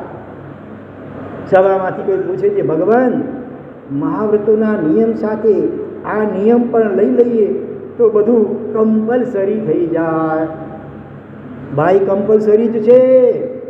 ચોથા મહાવ્રતને તમે બરાબર સમજ્યા જ નથી. તેમાં ઔદારિક કે વૈક્રિય શરીરને પણ ભોગવવાની મનાઈ છે. વૈક્રિય એટલે દેવદેવીને હોય. તે એવા પણ દાખલાઓ મળે. દેવીઓ પણ એવી હોય કે કંઈ પુરુષમાં મોહિત થઈ. એવા આશા અને પ્રહાસા બે દેવીઓ એના દૃષ્ટાંત શાસ્ત્રમાં આવે જ છે. અને એમાં બે ભાઈમાંથી એક ફસાઈ ગયો અને બીજો કુદરતી છૂટી ગયો. અડવા રૂપે પણ મનાઈ છે, નાકથી સૂંઘવા રૂપે પણ મનાઈ છે, અને કાનથી સાંભળવા રૂપે પણ મનાઈ છે. તમને ખબર છે શ્રી બૃહત કલ્પસૂત્રમાં લખ્યું છે કે આપણું શરીર આપણે સૂંઘીએ તો પણ આલોચના આવે. કેટલાકને ટેવ હોય પોતાનું પરસેવો કે કાંઈક પોતાનું અંદર આ સૂંઘવાની ટેવ હોય, જ્યાં ત્યાં વગલમાં હાથ નાખી અને સૂંઘે હોય. આવી અનારી ટેવ હોય કોઈકને. નાની ઉંમરમાં ટેવ પડી ગઈ હોય પછી જલ્દી નીકળે પણ નહીં. ટૂંકમાં આ બધું જ મહાવ્રતમાં આવી જાય છે. છતાં મને કોઈ એટલે મહાવ્રતમાં બધા નાના નાના નિયમો આવી જ જાય છે. છતાં મને કોઈ પૂછતું હોય કે મારા જીવનમાં નુકસાનથી બચવા માટે શું કરવું જોઈએ, તો મારે એમને એક જ વાત કહેવી છે કે આખી જિંદગી માટે નક્કી કરી લેવું જોઈએ કે વિજાતીય સાથે વાત નહીં કરવી. અને જવાબદારી આવતા કરવી જ પડે તો એકલામાં કે એકાંતમાં તો નહીં જ કરવી. મહાવ્રતની પ્રતિજ્ઞામાં તો ત્રિકાલ વિષયક નિયમો, ત્રણેય કાળના ભૂત ભવિષ્ય વર્તમાનના નિયમો આવી જાય છે. ભૂતકાળમાં પણ કરેલ વિજાતીય સાથેના સંબંધને હું નહીં વિચારું બરાબર, અને ભવિષ્ય સંબંધી પણ વિચાર નહીં કરું તે પણ આવી જાય છે. તીર્થંકર પરમાત્માએ પોતાના જ્ઞાનમાં આ 5 મહાવ્રતથી ચડિયાતું કાંઈ જોયું નથી. તો તેમાં કાંઈ બાકી રહે? આ તો સમજ માટે છે, બાકી આમાં બધું જ આવી જાય છે. આ કંઈ મારા ઘરનું નથી, શાસ્ત્રમાં લખ્યું છે કે 5 ઇન્દ્રિયને શરીર સાથે જોડો એટલે પાપ લાગે. એટલો વિચાર કરું, 147 ભાંગા વિચારીએ ને તો 20 દિવસ તો વાસનાના ક્યાંય પૂરા થઈ જાય. આપણને લાગે કે મને મનમાં કાંઈ નથી થતું, હું તો નોર્મલ વાત કરવામાં શું વાંધો છે, હું કંઈ રાગથી કંઈ વિકાસની વાત નથી કરતો, જરૂર છે જ, આમ જરૂરિયાતની વાત કરી એમાં શું થઈ જાય છે. હા, તો હા, પણ વિજાતીય સાથે વાતો કરવાનું મન તે જ ચોથા વ્રતમાં અતિચાર સૂચવે છે. અંદરમાં ગલી પચી થાય, ખબર ન પડે જીવને. એના માટે સ્પેશિયલ કંઈ વિકારની જરૂર નથી. મન ગમે છે બસ એ જ અતિચાર છે મોટો. કારણ કે ઉપરના દેવલોકમાં માત્ર અવાજ સાંભળે અને દેવીનો વિચાર કરે એ જ મૈથુન કહ્યું છે. દેવીઓની ઉત્પત્તિ માત્ર 2 દેવલોક સુધી હોય અને વધુમાં વધુ 4 ચોથા દેવલોક સુધી જઈ શકે દેવીઓ. પછીના ઉપરના દેવોમાં 2 દેવલોક એવા હોય, 5મો 6ઠો, કે જેમાં દેવીનો માત્ર આમ સ્પર્શ માત્ર. પછી ઉપરના 7મો અને 8મો દેવલોક એવા હોય કે એનું માત્ર રૂપ જુએ ખાલી અને એને સંતોષ થઈ જાય. એનાથી ઉપરના દેવો 4 દેવલોક લગભગ 9માંથી 12મા સુધી શું હોય? માત્ર શબ્દ એટલે અવાજ સાંભળે, ખાલી મધુર અવાજ સાંભળે અને તો એને તૃપ્તિ થઈ જાય. એટલે ઉપરની જેમ જાય તેમ તેમ વિશેષ તૃષ્ણા ઓછી થતી જાય, પણ છતાં એ પણ હજી છે. એટલું પણ રૂપ જોવાનું કે શબ્દ સાંભળવાનું ગમે છે. હા, કન્યાસ પ્રવર્ષી અભય સાગરજી મહારાજ વગેરે એટલા ચુસ્ત હતા કે એવો લોકો બેઠા હોય, કોઈ પ્રોગ્રામ હોય પણ પૂજન વગેરે, તો બહેનોને કાંઈ ગાવા કે બોલવા મળે જ નહીં. નૃત્ય કરવાની તો વાત જ દૂર રહી. આજે તો ઘણીવાર સાધુ ભગવાન તો બેઠા હોય અને બહેનો ચામર લઈને નૃત્યગીરી કરતા હોય, એ પણ ઉચિત નથી. હકીકતમાં સાધુ નહીં, પુરુષો પણ બેઠા હોય બધી સભામાં, ત્યાં બહેનોએ નૃત્ય કરવાનું હોતું નથી. રાવણને મંદોદરી 2 જ હતા એ વખતે, ત્રીજું કોઈ નહોતું. મંદોદરી નૃત્ય કરતી હતી, ભક્તિ નૃત્ય, ત્યારે ત્રીજું કોઈ જોનારું ત્યાં નહોતું. માટે એ રીતે નૃત્ય કરીને વિશિષ્ટ પુણ્યોપાર્જન કરી લીધું. ત્યારે આ ઘણી મર્યાદાઓ આજે દિવસે ભાંગીને ભૂક્કો થતી જાય છે અને એના દુષ્પરિણામો પણ આપણે જોઈ જ રહ્યા છીએ. આપણને હા, શાસ્ત્રકાર ભગવાન ચોથા મહાવ્રત માટે ખૂબ કડક કહે છે. જ્યાં પુરુષ બેઠો હોય ત્યાં સ્ત્રીએ કેટલા સમય સુધી ન બેસવું? 2 ઘડી કે 3 પ્રહર? મિક્સિંગ નહીં થાય ને, બરાબર? 3 પ્રહર સુધી બેસવું નહીં. એટલે સીધું કીધું કે જે ઉપાસેમાં વિજાતીયના અવાજ સંભળાતા હોય ત્યાં રહેવું પણ નહીં. આજે મોટા શહેરોમાં આ બધી મર્યાદાઓનું પાલન બહુ મુશ્કેલ થતું જાય છે. એવા ઠેકાણે ઉપાસ્યો હોય, સામે બિલ્ડિંગોનું ગૃહસ્થનું ઘર હોય, બારી તો ખુલ્લી હોય અને સામે ટીવી ચાલુ પડી હોય, એટલે હકીકતમાં એવી વસ્તીમાં રહેવાય નહીં. ન છૂટકે રહેવું પડે તો છે એટલે ઉપાસની બારી બંધ કરી દેવી પડે, ભલે ગમે એટલી ગરમી થતી હોય એ ચાલે. હા, પણ જ્યાં ગ્રસ્તના ઘરના દ્રશ્યો દેખાતા હોય ત્યાં રહેવાય નહીં. તો અવાજ સાંભળવાની ના પાડી, બેસવાની ના પાડી, તો હવે વાતો કરવાની તો ક્યાંથી હોય? સિંહ ગુફાવાસી મુનિ નથી બચ્યા તો આપણે કેવી રીતે બચી શકીશું? 4 મહિના સિંહની ગુફા પાસે રહ્યા, કેટલો મૈત્રી ભાવ, અહિંસા ભાવ આત્મસાત કર્યો હશે, ત્યારે નિર્ભય થઈને 4 મહિના સિંહની ગુફા પાસે રહી શક્યા ઔષધમાં. એવા મહામુનિવર પણ હા, પેલા સ્તોરીપત્ર સ્વામીની હરીફાઈમાં ઈર્ષ્યામાં ઉતર્યા અને એમણે પણ રજા માગી ગુરુ પાસે કે ભાઈ 4 મહિના હું પણ હવે એના રૂપકોશાના આવાસમાં ચોમાસું કરું. ગુરુ સમજી ગયા કે આના મનમાં ઈર્ષ્યા જાગી છે. સ્તોરીપત્ર સ્વામીને 2 વાર દુષ્કર કારક કહ્યું. બીજાઓ બધાને કહ્યું દુષ્કર કારક, તમે બહુ કઠિન કાર્ય કર્યું છે, પણ સ્તોરીપત્રને 2 વાર કહ્યું તો એમાં જો મનમાં ઈર્ષ્યા શરૂ થઈ ગઈ અને ગુરુએ ના પાડી, બેટા તારું કામ ને રહેવા દે, પણ માન્યા નહીં. ઈર્ષ્યા વસ્તુ જેવી છે અને ગુરુ આજ્ઞાથી ઉપરવટ થઈને ગયા ત્યાં પહેલાં જ દાડી ક્લીન ગોલ્ડ, માત્ર જોતાં જ પાણી પાણી થઈ ગયા. હા, તો રૂપકુશા સાવિકા બની ગઈ હતી. એણે પછી રત્નકમલ મંગાવી નેપાળ દેશમાંથી કેટલી વિરાધના કરીને લઈ આવ્યા માનવાન અને આપે છે. એમને તો એમ કે રાજીની રેડ થઈ જશે આ તો. હવે એને બદલે ટુકડા કર્યા. રત્નકમલ કિંમતી 1.25 લાખની મોહરની હોય અને બસ આમ ખાડ કે હાથ આમ ઊંચીને ખાડમાં નાખી દીધા. ઓલો અરે આ શું કરું છું, કેટલી મુસીબત વીટીને લાવ્યો છું, આ ગટરમાં નાખો છો રત્નકમલને. મુનિવર તમે શું કરવા તૈયાર થયા છો? રત્નકમલ તો કાંઈ નહીં, એના કરતાં કંઈક ગણી અમૂલ્ય એવા આ મહાવ્રત તમારા. અને આ શરીરમાં શું છે, ગટરમાં જેવું છે બધું આ મંદિરમાં છે, એમાં તમે નાખવા તૈયાર થયા છો. તમને કાંઈ વિચાર નથી થતો? એવા વચનના ચાખા લગાવ્યા. હા, નશો બધો મોહનો ઉતરી ગયો. સીધા ગયા ગુરુ પાસે પ્રાયશ્ચિત કરી લીધું અને શુદ્ધ સાધુપણું પાણી પાડવા લાગી ગયા. એટલે સિંહ ગુફાવાસી મુનિ પણ નથી બચ્યા. ચલાયમાં તો મનથી થઈ જ ગયા ને, અને વાણીથી પણ થઈ ગયા. તો આપણે કેવી રીતે બચી શકીશું? આત્મકલ્યાણ માટે દિવાલ સામે મોઢું રાખીને બેસવાની ટેવ પાડી દેવી જોઈએ. કારણ કે સૌથી પહેલાં કોઈ વિજાતીને જોવામાં આવે, પછી વાત કરવાની ઈચ્છા થાય, અને પછી પરિચય થાય, અને પછી શું થાય? 3 અક્ષરનું કાના પતન થાય. પરિચય પછી પતન. પહેલાં પહેલાં શું થાય? જોવામાં આવે, પછી જરા વાત કરવાની ઈચ્છા થાય, પછી જરા વધારે પરિચય થાય, પછી પતન થાય. માટે ચોથું માર્ગ પાડવા માટે આવા નિયમ લઈ લેવા જોઈએ કે જેથી કર્મનો ઉદય આવે તો પણ તે સફળ ન બની શકે. મનમાં ત્યારે કોઈ વધારે બધું વિગઈ વપરાઈ ગયો કે એવા કોઈ પણ કારણે કર્મનો ઉદય થાય, અંદરમાં કોઈ એવા વિચાર આવે તો પણ આ આટલી મર્યાદા નથી હોય કે મારે જોવું જ નથી, સામે વાત કરવી જ નથી, તો પછી એ કર્મનો ઉદય નિષ્ફળ થઈ જાય. કર્મ ફળ બતાવે જ એવું નથી. જે કર્મને નિષ્ફળ બનાવતા ન આવડે તે કર્મ ફળ બતાવે છે. માટે નિયમો લઈને કર્મના ઉદયને નિષ્ફળ બનાવવો જોઈએ. બંબયારી વિવજ્ય. હવે 1, 2 ને 3 પેજ છે. જો તો 10 મિનિટ વાપરીએ, વાંચીએ, નહીં તો કરીએ સર્વમંગલ. હા, શું કરવું છે બોલો? 10 મિનિટ ચલાવવું છે. ઔષધ લેવાવાળા છે ને 5 વાગે. ભલે ચલાવું છું. વાલો, મહાવ્રતો કાંઈ સહેલા નથી. માટે તો મહા શબ્દનો પ્રયોગ લખેલો છે. ખાલી વ્રત નથી, મહાવ્રત, મોટા વ્રત. મહાવ્રતો પાડવા એ કાંઈ જેવા તેવાનું કામ નથી.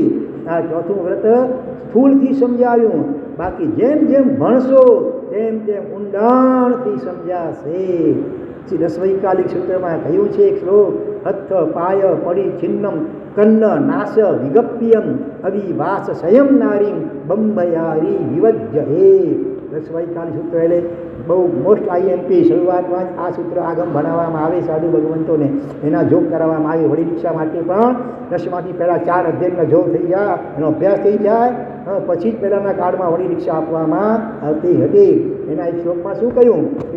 આપી વાસ સંયમ નારી. 100 વર્ષની કોઈ સ્ત્રીઓને ડોશીમાં હોય, વૃદ્ધ, કે જેના હથ્થ પાય વળી છિન્નમ, હાથ અને પગ કપાઈ ગયા હોય એક્સિડન્ટમાં ગમે તે કારણે, અને કન્ન કર્ણ અને નાસલે નાસિકા વિગપ્યમ, એ પણ સમજો કપાઈ ગયા હોય કોઈ કારણે, અને 100 વર્ષની ડોશી હોય, તો પણ એને કંઈ બંબયારી બ્રહ્મચારી આત્માએ એનો પણ પરિચય વગેરે કરવો નહીં, વિવર્જન ત્યાગ કરવો. તો હું કે 100 વર્ષની ગરડી ડોશી કેવી લાગે? તો એને પણ જોવાની નહીં. બોલો, વાત કરવાની, પરિચયની તો વાત દૂર રહી, જોવાની પણ નહીં. એટલું જ્ઞાની ભગવંતોએ આપણે રક્ષાને માટે મર્યાદાઓ બતાવી છે. આપણને થાય કે કરુણા તો કરી શકાય ને, બિચારી આવી ડોશી હાથ પગ વગરની, નાક કાન વગરની, એમ કરુણા તો કરી શકાય ને. શાસ્ત્રકારો ના પાડે છે, અને આપણે તો બિનધાસ છડે ચોક વાતો કરીએ, તો આપણે આ મહાવ્રતો પાડવા માટે સમર્થ નથી. બીજી એક ગાથામાં કહ્યું, અચાનક કોઈ સ્ત્રી આંખ સામે આવી જાય તો ભર તડકામાં જેમ સૂરજ સામે આંખ ખેંચી લેવામાં, ગઈ નજરે તરત આમ ખેંચાય છે ને ઓટોમેટિક, બસ એવી જ રીતે દ્રષ્ટિ પડી સમાહરે, એટલે કે દ્રષ્ટિને પાછી ખેંચી લે. ક્યાંય દ્રષ્ટિ ચોંટવી ન જોઈએ. શાસ્ત્રકાર ભગવંતો તો ભાઈ બહેનની સાથે પણ વાત કરવાની, સગા ભાઈ બહેન સાથે પણ વાત કરવાની ના પાડી છે સાધુ ભગવંતોને. ખબર નથી આપણા ભગવાન મહાવીર સ્વામીનો 17મો ભાવ શું હતો? ત્રિપૃષ્ઠ વાસુદેવનો ભાવ. તો એમના પિતા કોણ હતા ખબર છે? એના પિતાના લગ્ન કોની સાથે થયા હતા? પોતાની દીકરી સાથે, એટલે પ્રજાપતિ. પ્રજા એટલે પોતાની સંતતિ દીકરી, અને એના પતિ એવી રીતે બન્યા કપટથી. પ્રજાને પૂછ્યું કે બોલો આ રાજ્યમાં જે કંઈ પણ સારી વસ્તુ હોય તો એનો માલિક કોણ ગણાય? સ્વાભાવિક પ્રજા કે એનો માલિક રાજા ગણાય. તો આ મારી દીકરી રત્ન, ને બસ મારી માલિકીને ગણાય, તો મારે એની સાથે લગ્ન કરવા છે. રાજાની સામે કોણની હિંમત ચાલે બોલવાની કાંઈ? એટલે આ પ્રજાપતિ પોતાની દીકરીને પરણ્યા. મોહ રાજા કેવો ખતરનાક છે જુઓ. અને એનાથી પછી ત્રિપૃષ્ઠ વાસુદેવ ભગવાન મહાવીર સ્વામીનો આત્મા એમનો જન્મ થયો હતો. 17મા ભાવમાં. ત્યાં એમનો જન્મ પિતા દીકરી સાથે પરણ્યા એનાથી થયો. સગી દીકરી પર પણ રાગ સવાર થઈ શકે છે.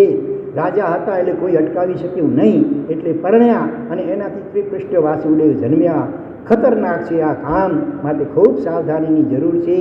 એ જ રીતે સજાતીયના રાગથી પણ બચવાનું છે. ફ્રેન્ડ નહીં. ભગવાને પણ કેવી અદ્ભુત પ્રતિજ્ઞા બતાવી છે. પ્રતિજ્ઞામાં સ્ત્રી પુરુષે ભોગ નહીં કરો એવું નહીં કરો એવું નથી લખ્યું, પણ શું લખ્યું? ઔદારિક અને વૈક્રિય શરીરનો ઉપભોગ નહીં કરવો. ઔદારિક અને વૈક્રિય શરીર, વૈક્રિયથી દેવદેવી આવી જાય, અને ઔદારિકમાં પછી કોઈ વિજાતીય હોય કે સજાતીય પણ શરીર આવી જાય. એટલે શું જ્ઞાની દ્રષ્ટિ છે. અને આજકાલ તો મારે કંઈ કાયદાઓ પણ છૂટ આપી રહ્યા છે નહીં ક્યાંક ક્યાંક. સજાતીય લગ્ન કરવાના, યુવાન પુરુષની સાથે સ્ત્રી સાથે લગ્ન કરી શકે. આવા કાયદેસરની છૂટ અપાઈ છે. બોલો હવે ક્યાં પહોંચ્યું છે આ જમાનો આજે. લગ્ન વગરમાં શું છે? Live in relationship. વગર લગ્ન કરીએ પણ તમે સાથે રહી શકો, પછી મન ફાવી ત્યારે છૂટા થઈ જાવ. ભલે કેવી વિચિત્ર વાતો આ કલિયુગની છે. તો તેમણે આખા વિશ્વનું સ્વરૂપ જોયું છે. તેમણે જોયું કે કોઈ પણ શરીરનો સ્પર્શ નુકસાનકારક છે. નાના છોકરાને રમાડવાનું મન પણ ખતરનાક છે. ત્યાં સુધી કહ્યું, કારણ કે એ પણ ઔદારિક શરીર જ છે. જય ગોસ્વામી આચાર્ય ભગવાન મોટી ઉંમરના, અને ચાલવામાં કોઈને ટેકો લેવો પડે સાધુનો તો પણ, અને સાધુ હાથ પકડી દાડો કે એનું પકડેલું હોય તો ઉપર કંઈક રૂમાલ કંઈક નાખી દે, પછી હાથ પકડે સાધુ. સીધે સીધો પોતાનો હાથ પકડવા પણ ન દે. એટલા ચુસ્ત અને કેટલી સૂક્ષ્મતા આ વ્રતોના પાલન માટેની બતાવી છે. અને કારણ કે એ પણ ઔદારિક શરીર, માત્ર બીજાના શરીરને જ નહીં પોતાના શરીરને પણ સ્પર્શ નહીં કરવો. એટલી સૂક્ષ્મ દ્રષ્ટિ છે ભગવાનની. આ પ્રેમ પોકારી જવાય. પોતાના શરીરને પંપાળી ન શકાય, પોતાના શરીર સાથે રમી ન શકાય. એટલે 10 વૈકારિકમાં સંવાહના અનાચીર્ણ ન આચરવા. સંવાહના એટલે માલિશ વગેરે. હવે બીમાર હોય તો એ પણ ના પાડી. માથે ચંદ્રશેખર માર્શા તો કહેતા, માથું દુખતું, માથું ફાટ થતું હોય તો પણ ભૂલે ચૂકે તમે બીજા સાધુ પાસેથી મલમ વગેરે પણ લગાવડાવતા નહીં. તમે ગમે એટલા વિયારવા પગ થાકી ગયા દુખતા હોય તો પણ કોઈને પણ પગ દબાવવા, પુરુષને ભાઈઓને કોઈને સજાતીને પણ આપતા નહીં. એટલી બધી દીર્ઘ દ્રષ્ટિથી આ બધી વાતો થયેલી છે. તેમાં માત્ર બીજા પાસે જ શરીરના મર્દનની ના છે એવું નથી, પોતાની જાતે. અનિતા પંજપા અહીં પગ દબાઈ શકો કે ના છે? ના છે. બોલો, સહન કરો.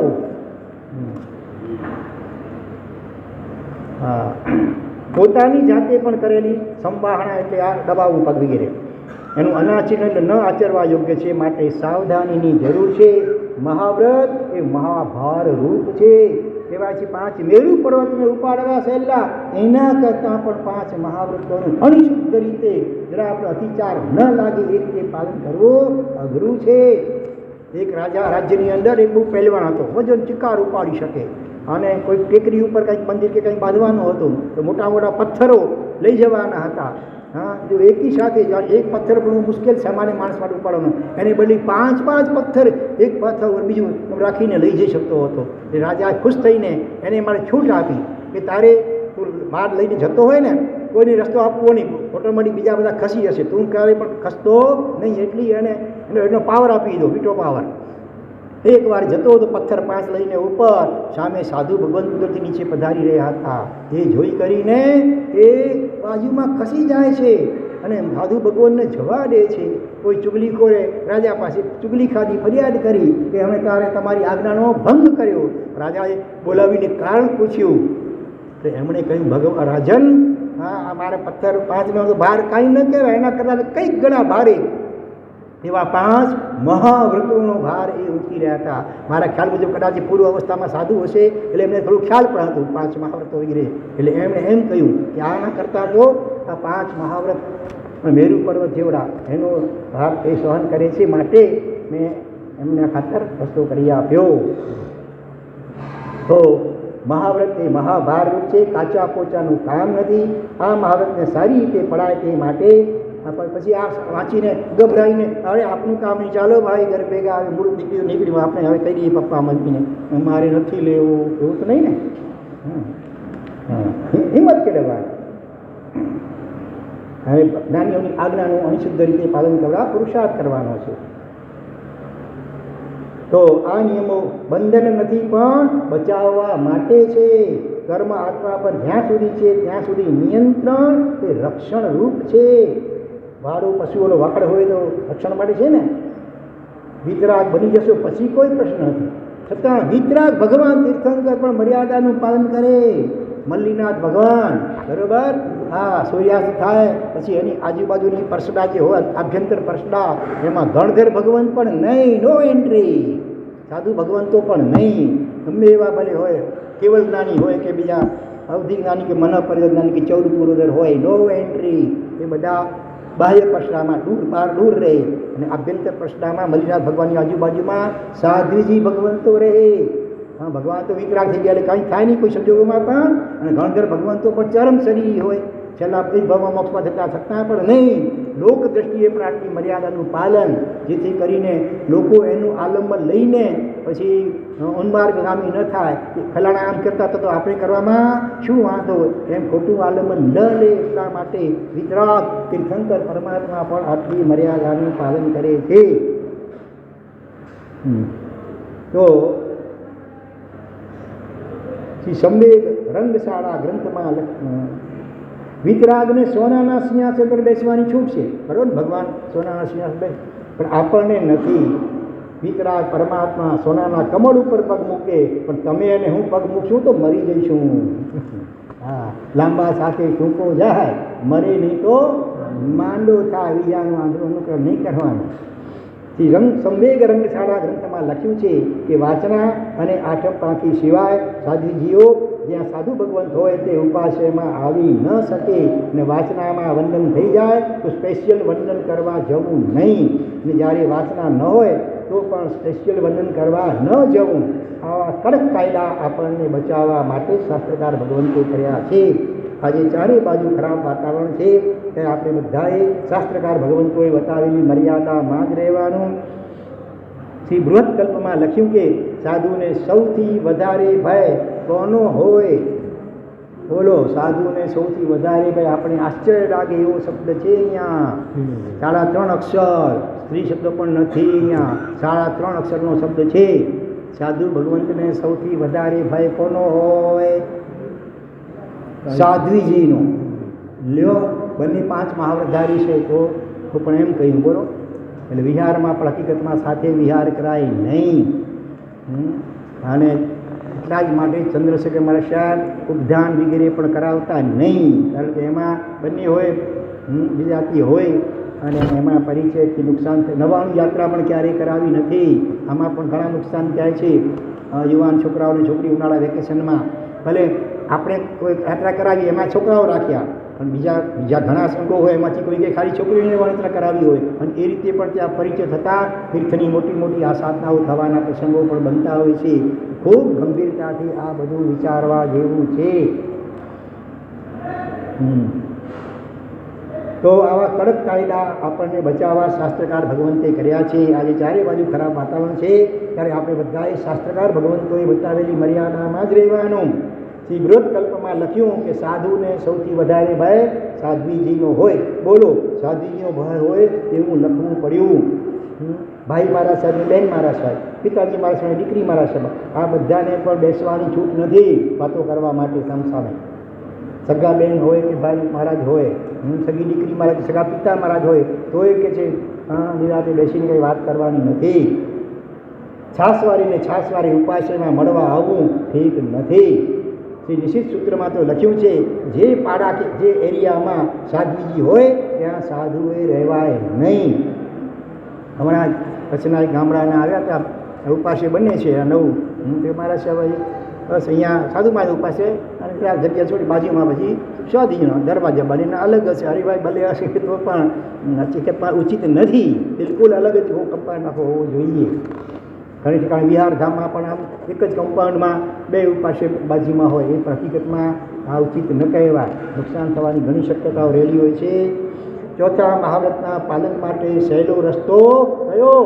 ખાલી જગ્યા ઉપર કાબુ રાખવો. 2 અક્ષરનો શબ્દ. આંખો, હા, ઇન્દ્રિયો જાય પછી મન જાય. કેમ કે ભોગાભિલાસની શરૂઆત દર્શનથી જોવાથી થાય. દૃષ્ટિ જેની કાબૂમાં છે એનું મન પવિત્ર રહે છે. દૃષ્ટિ જ્યાં ત્યાં ભટકતી હોય એનું મન પવિત્ર રહેવું મુશ્કેલ છે. જેની આંખો ફરફર કરતી હોય તેનામાં વિકૃતિ, ઈર્ષ્યા, સત્વહીનતા, અવિશ્વસનીયતા આદિ ઘણા દોષોનું આગમન સંભવિત છે. માટે આંખોને મેક્ઝિમમ એટલે વધારેમાં વધારે શાસ્ત્રમાં મર્યાદામાં રાખવી. સદા સ્વાધ્યાયમાં રક્ત રહેવું, મન પ્રસન્ન રાખવું, સહવર્તીઓના ગુણોનો અનુરાગ કેળવવો. ટોચનું સાધુ જીવન મળી ગયું છે એની વારંવાર અનુમોદના કરી આમ પ્રફુલ્લિત રહેવું, પ્રસન્ન રહેવું. મન પર ઓલું રાખે તો વળી આનંદ જીવ માત્રને જોઈએ છે. જો સ્વાધ્યાયમાંથી અભ્યાસથી એમાંથી આનંદ મેળવતા ન આવડે ધ્યાન ભક્તિ વગેરેમાંથી તો પછી મન તો અનાદિકાળથી પછી વિષયોમાં તરફ ખેંચાઈ જશે. નેત્રોને પ્રભુના નેત્રોમાં મિલાવી નિર્વિકારી બનવાની ભાવના ભાવી ભગવાનના પવિત્ર નેત્રો સામે એકી ટસે પ્રેમથી જોવાનું 5 મિનિટ 10 મિનિટ જેટલી વાર જોઈ શકો. અબ્રહ્મના અપાય અને વિપાક. અપાય એટલે આ જન્મમાં નુકસાન, વિપાક એટલે પરલોકમાં નુકસાન, નરકાદી કે નપુંસક વગેરે ચિંતન કરવું અને બ્રહ્મચર્યના લાભનું ચિંતન કરવું. જીવનના અમુક સિદ્ધાંતો બનાવી દેશો અને જરૂરી સાવધાની રાખશો તો આ મહાવ્રતમાં મુશ્કેલી આવવાની કોઈ શક્યતા નથી. શું ખ્યાલ કરવાનું? ક્રિયા સમિતિના પાલન માટે અપ્રમત્ત રહેવું, નીચી દ્રષ્ટિ રાખીને ચાલવું, આમ તેમ દાફોડિયા મારવા નહીં. શરીર વસ્તુઓની ચોખ્ખાઈ ટાળવી, શોભા કે ટાપટીપ કરવી નહીં. પરસ્પર કોઈનું એઠું વાપરવું નહીં, અત્યારે રાગ થાય. બીજાથી સાથે બને એટલો વાર્તાલાપ ઓછો કરવો, જવાબદારી સિવાય ન જ કરવો. કોઈને પણ સ્પર્શ કરવો નહીં ને કરવા દેવો પણ નહીં. બેસવા અને સૂર્ય સુવામાં પણ મર્યાદા જાળવવાય. હા, યુવાન સાધુ ભગવાન તો હોય, ઘણા હોય ને, સમજો 50-100 ઠાણા, તો ત્યાંય પણ શાસ્ત્રકારી મર્યાદા બતાવી. હા, કે 2 યુવાન સાધુની વચ્ચે એક વૃદ્ધ સાધુનો સંસાર હોવો જોઈએ, 2 યુવાન સાધુજીની વચ્ચે એક વૃદ્ધ સાધુજીનો સંસાર હોવો જોઈએ. આવી મર્યાદાઓ બતાવી છે. તો હા, સંભૂતિ મુનિના પ્રસંગને વારંવાર વિચારવો. ખબર છે ને, બ્રહ્મદત્ત ચક્રવર્તીનો જીવ પૂરો ભવની અંદર ચક્રવર્તીનું શ્રીરત્ન વંદન કરવા જાય છે ને, વાળની લટ એમના ચરણને સ્પર્શી જાય છે ને મન ચલિત થઈ ગયું અને મિયાણું બાંધી નાખ્યું અને ચક્રવર્તી બન્યા. તો પછી 7મી નરકમાં અત્યારે શિવાઈ રહ્યા છે. સિંહ ગુફાવાસી મુનિનો પ્રસંગ વારંવાર મગજમાં વિચારવાનો. નવ વાળોનું બરાબર પાલન કરવું. બંધ બારણે એકલા કે કોઈની સાથે પણ ન રહેવું. પ્રતિક્રમણ, પરિલેન, સ્વાધ્યાય, ગોચરી બધું માંડલીમાં કરવું. એકાંત અંધકારમાં સર્વથા કોઈની સાથે ન બેસવું. વિનયમાં, પરોપકારમાં, સ્વાધ્યાયમાં તત્પર રહેવું. નવરા જરાય ન રાખી. નવરો બેસો, નખોડ વાળી મન નવરું પડે એટલે વળી અનાદિકાળના સંસ્કારો ભાગ ભજવી જાય. શુદ્ધ ભાવે આલોચના લેતા રહેવું. કઈ પ્રમાણમાં વિચાર પણ આવી ગયો તરત ગુરુને જણાવી દઉં. પેન્ડિંગ નહીં રાખવું, ચાલો આપણે મહિના દિવસ પછી ભેગું મહિના દિવસ નહીં, એ જ દિવસે ઓપરેશન કર, શૂટ એટ સાઈડ, દેખો ત્યાં ઠા. બરાબર? બીજી ભૂલો થઈ હોય તો ઠીક છે, કદાચ 15 દિવસે લો તો ચાલે, પણ ચોથા વર્ષમાં ઘણો જરા પણ મનમાં અને વિકલ્પમાં આવ્યો તો જણાવી દેવાનું, તરત સીધું ઓપરેશન ત્યાં થઈ જાય. પાંચેય મહાવ્રતોમાંથી 4 મહાવ્રતોમાં અપવાદ બતાવ્યા છે, પરંતુ એક ચોથા મહાવ્રતમાં કોઈ અપવાદ નથી બતાવવામાં આવ્યો. આથી આમાં ખૂબ સાવધાન બનવું જરૂરી છે. વિશેષ અગ્રે વર્તમાન જીનાદ બોલાયો હોય તો હાર્દિક મિચ્છામિ દુક્કડમ. સર્વમંગલ માંગલ્યમ સર્વકલ્યાણ કારણમ પ્રધાનમ સર્વધર્માણામ. જય નામ જય દેશ.